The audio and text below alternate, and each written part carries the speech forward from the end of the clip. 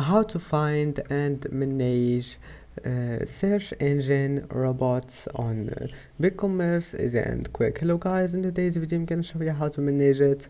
First, open your browser and now click settings,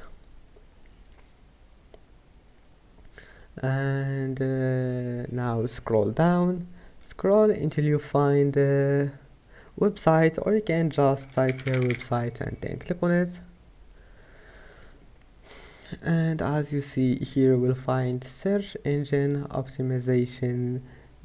Scroll down and here we'll find search engine robots. Now change anything you want here, and then that's it. Just click save.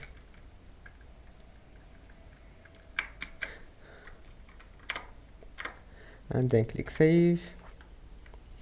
I hope that can help you, and that's it for today's video. Don't forget to like and don't forget to subscribe, and see you in the next video.